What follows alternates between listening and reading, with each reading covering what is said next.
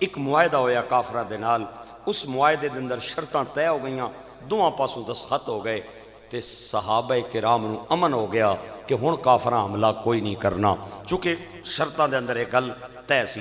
امن ہو گیا، کفار اور صحابہ کے درمیان ایک معاہدہ طے ہو گیا۔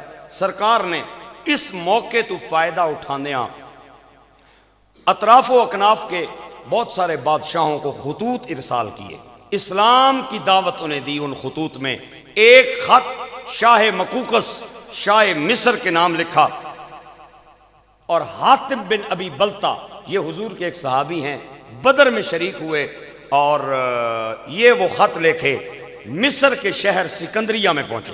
آج بھی یہ سکندریہ موجود ہے، آپ گوگل میں چیک کر سکتے ہیں۔ سکندریہ میں حضرت حاتم بن ابی بلتا یہ حضور کا خط لے کے اس بادشاہ کی خدمت میں پہنچے۔ اس بادشاہ نے خط پڑھا اور حضور کے مہمان کا بڑا اکرام کیا۔ اس خط دے اندر حضور نے انہوں اسلام دی دعوت دیتی سی، مہمان دا اس نے بڑا اکرام کیتا۔ اپنے شاہی مہمان خانے دے اندر سرکار دے نوکر نو انہیں ٹھہرایا، اور 2-4 دن چنگی رج کی خدمت کی تھی۔ 2-4 دنوں تو بعد بلایا اور چند سوال کیے، اور حضرت حاتم نے اس کے جواب دیے۔ پھر شاہی مہمان خانے میں بھیج دیا، پھر 2 دنوں تو بعد بلایا، سوال کیتے۔ حضرت حاتم بن ابی بلتا نے ان سوالوں کا جواب دیا۔ 2-4 دن یہ سوالات اور جوابات کی نشست جاری رہی۔ ایک دن بلایا حاتم بن ابی بلتا نو شاہ مقوقس شاہ مصر نے، اور ایک سوال کیا، اور سوال میں کہا کہ میں نے انجیل کو پڑھا ہے اور مجھے پتا ہے کہ آخری نبی نے آنا ہے۔ میں نے پڑھا ہے انجیل میں کہ آخری نبی نے بہرحال آنا ہے، لیکن میں یہ سمجھتا تھا کہ آخری نبی شام میں آئے گا، لیکن یہ مکے میں آ گئے ہیں، میری سمجھ میں یہ بات نہیں آ رہی۔ میں یہ سمجھتا تھا کہ آخری نبی شام میں آئیں گے۔ ایک سوال اس نے حاتم بن ابی بلتا سے کیا، اسے کہتا ہے کہ جس شخصیت کے بارے میں آپ کہتے ہیں کہ یہ اللہ کے آخری نبی ہیں، جدوں قوم نے انہوں نے مکے تو کڈیا ہے تے انہاں قوم دے حق وچ دعا کیتی ہے یا قوم دے خلاف دعا کیتی ہے؟ یعنی جسے ہم بد دعا کہتے ہیں۔ حضور کے لیے بد دعا کا لفظ بولنا بھی بے ادبی ہے، حضور کے لیے بد دعا کا لفظ بولنا بھی بے ادبی ہے۔ میرے استاد فرماتے ہیں آپ نے اگر حضور کے لیے یا نبیوں کے لیے بولنا ہے تو آپ یہ کہیں کہ ان کے حق میں دعا کی یا ان کے خلاف دعا کی، ان کے حق میں دعا کی یا ان کے خلاف دعا کی۔ حضور نے ان کے حق میں دعا کی یا ان کے خلاف دعا کی؟ حاتم بن ابی بلتا نے کہا ان کے حق میں دعا کی۔ تو بادشاہ نے کہا وجہ کیا ہے؟ تو حاتم بن ابی بلتا بھی بڑے پڑھے لکھے سن، کیا بات سی، انہوں نے علم دی، انجیل انہوں نے بھی پڑھی سی۔ آپ نے فرمایا تسی عیسائی ہو، اور عیسائیاں دا یہ عقیدہ ہے کہ حضرت عیسیٰ نو یہودیاں نے سولی تے لٹکایا ہے، تے جنہاں نو حضرت عیسیٰ نے سولی تے لٹکایا ہے، حضرت عیسیٰ نے انہوں نے خلاف دعا نہیں کیتی۔ اگر عیسیٰ نبی دعا نہیں کر سکنا تے امام الانبیاء کس طرح بد دعا کر سکنا؟ یہ جواب دیا حضرت حاتم بن ابی بلتا نے، اور وہ بڑا حیران ہوا اس جواب کو سن کے، کیونکہ آپ نے انجیل پڑھی ہوئی تھی۔ اللہ اکبر! حاتم بن ابی بلتا نے جب یہ جواب دیا، چند دنوں کے بعد اس نے آپ کو بلایا، اور بلا کے آپ کو خط کا جواب لکھا اور وہ آپ کے حوالے کیا، اور چند تحائف حضور کی بارگاہ میں بھیجے۔ کچھ کھانے کی چیزیں تھیں، کچھ پہننے کی چیزیں تھیں، کچھ تقسیم کرنے کی چیزیں تھیں۔ ایک حکیم بھی نال بھیجیا، اور 3 بندے اور بھیجے، ایک چاچا سی تے 2 انہاں پتریاں سن۔ ایک چاچا بڑھا جہا جنا سی، کوئی 65-70 سال نہیں اس نے عمر سی۔ 2 نوجوان اس کی بھتیجی تھیں، ایک کا نام حضرت سیرین ہے، ایک کا نام حضرت ماریا قبطیہ ہے۔ یہ دونوں قبطی خاندان سے تعلق رکھتی تھیں۔ قبطی وہ ہوندے کہ جڑے عیسائی مصر دے اندر رہندے انہاں نوں قبطی آکھدے۔ 2 بچیاں، ایک انہاں دا چاچا، ایک حکیم، کچھ کھاننیاں، کچھ پاننیاں، کچھ تقسیم کرنیاں۔ حضرت حاتم بن ابی بلتا میرے گرامی قدر احباب اس بڑھے بزرگ نو اور انہاں دیاں 2 نوجوان بھتیجیاں نو لے کے چل پے۔ شاہ مقوقس نے اے 2 نوجوان لڑکیاں میرے نبی کریم دی بارگاہ دے اندر بھیجیاں۔ اے تینوں غلام، چاچا بھی غلام، بھتیجیاں بھی غلام، ایک حکیم، کچھ کھان دیاں، کچھ پہن دیاں، کچھ تقسیم کرن دیاں۔ 7 دن دا سفر ہے مصر تو مدینہ۔ حاتم بن نبی بلتا مصر تو چلنے رستے تے آئے تے اس چاچے نے حاتم بن نبی بلتا تے سوال کیتا کہ جس بندے دے بارے تواڈا خیال ہے کہ امام الانبیاء ہے، او دے اخلاق کیسے ہیں، او دی سیرت کیسی ہے، او دا کردار کیسا ہے؟ حاتم بن نبی بلتا نے آقا کریم دے فضائل بیان فرمائے، سرکار دے خصائل بیان فرمائے، سرکار دا اخلاق اور کردار بیان فرمایا۔ گرامی قدر آباب تسی خوش ہو جاؤ گے، اجے قافلہ مدینے دے اندر نہیں پہنچیا کہ دعا بچیاں نے کلمہ پڑھ لیا۔ انہاں کہ اگر اتنیاں شانہ والا نبی ہے تے سانوں بھی اس نبی دا غلام بنا دے۔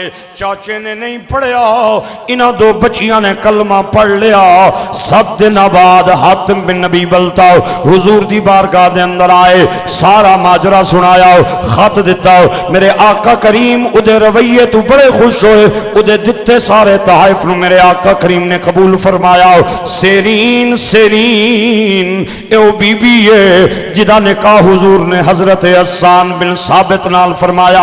اے او حسان ہے جڑا میرے نبی دا نات خان ہے، جدے وسطی میرے آقا کریم نے اپنا ممبر بچایا اور شعر بچیاں نو بھی یاد نے۔ وَأَحْسَنُ مِنْكَ لَمْ تَرَ قَطُّ عَيْنِي وَأَجْمَلُ مِنْكَ لَمْ تَلِدِ النِّسَاءُ خُلِقْتَ مُبَرَّأً مِنْ كُلِّ عَيْبٍ كَأَنَّكَ قَدْ خُلِقْتَ كَمَا تَشَاءُ۔ تے حضرت ماریہ نو میرے آقا کریم نے اپنے حرم دے اندر داخل فرمایا اور حضرت ماریہ دا حضور دے نال نکاح ہو گیا۔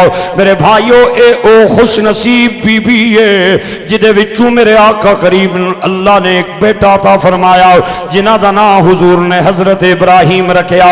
ابراہیم نا رکھن دی وجہ اے وے کہ اے ایک تے حضور دے دادے دا نام اور دوسری وجہ اے وے کہ حضرت ماریہ دا خاندان تے حضرت حاجرہ دا خاندان ایک کوئی سی۔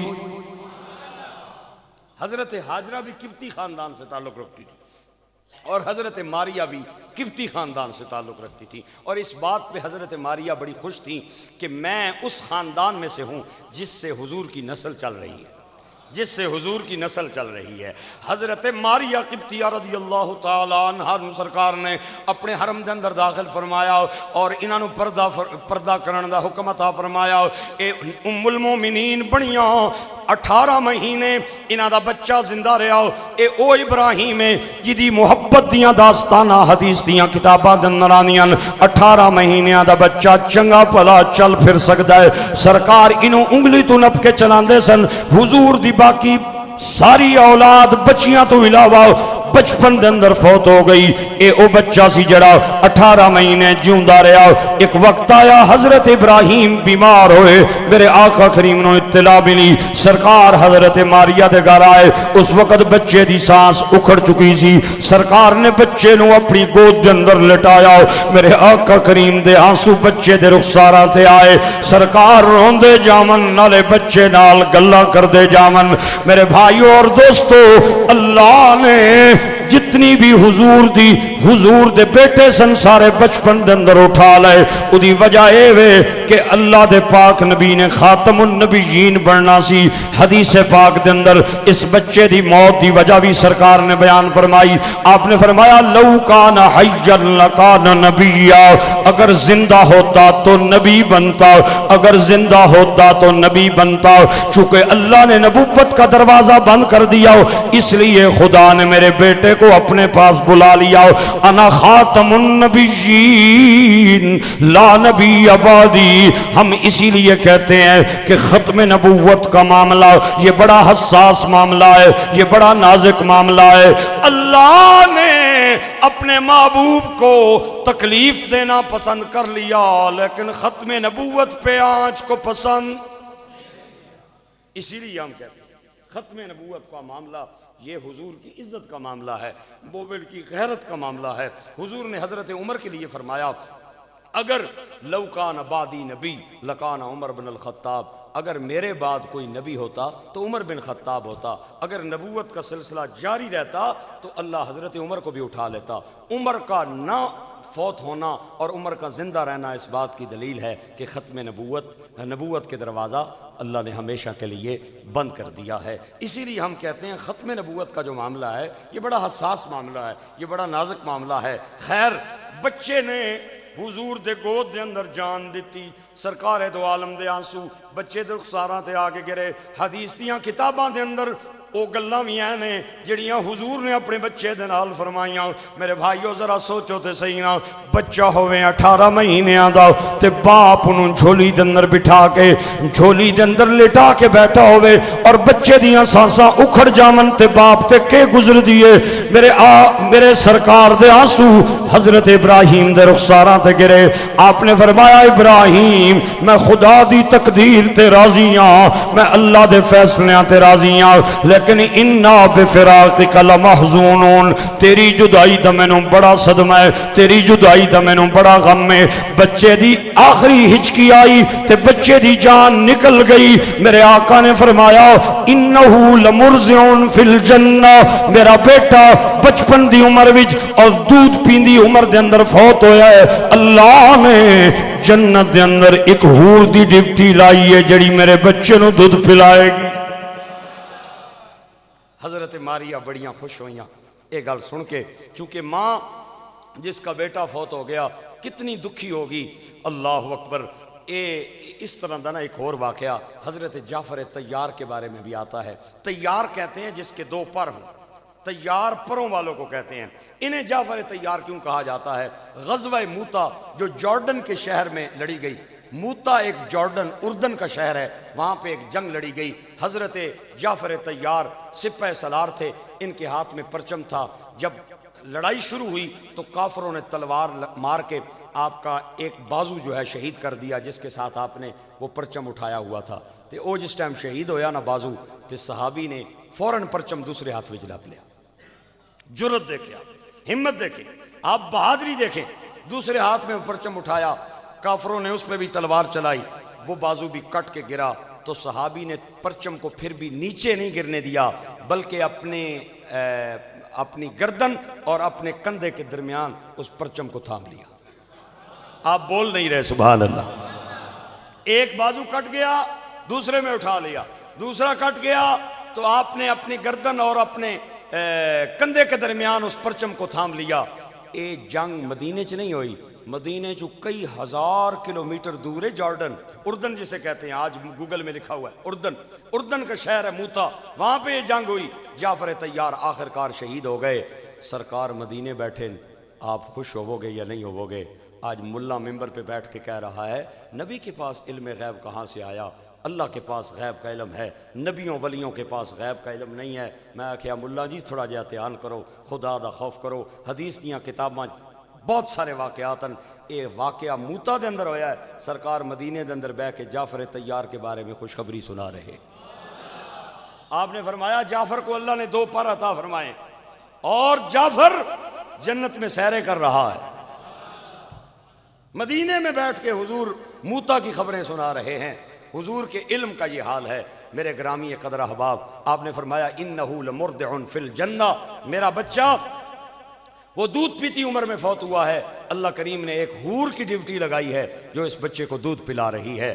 حضرت ماریہ قبطیہ رضی اللہ تعالیٰ عنہ ایک بہت بڑیاں تہجد گزار سن۔ آپ دی تہجد دی نماز بھی کدے قضا نہیں سی ہوئی، اتنی بڑی تہجد گزار حضرت ماریہ قبطیہ رضی اللہ تعالیٰ عنہ، اور حضور نے انہاں دا وظیفہ مقرر کیتا سی۔ حضرت ابو بکر نے حضور دے وصال تو بعد حضرت ماریہ نو وہ وظیفہ جاری رکھیا۔ حضرت ابو بکر دا وصال ہویا، حضرت عمر بن خطاب آئے، آپ نے وہ وظیفہ جاری رکھیا، اور حضرت عمر دے زمانے دے اندر حضرت ماریہ دا انتقال ہو گیا، اور حضرت عمر پاک نے حضور دی زوجہ دا آپوں جنازہ پڑھایا، اور آپ نے مسجد نبوی میں جنازہ نہیں پڑھایا، مسجد نبوی سے باہر جنازہ پڑھایا، اور مدینے میں اعلان کیا کوئی بندہ گھر نہ بیٹھے، سارے آئیں اور ام المومنین حضرت ماریہ کا جنازہ پڑھیں۔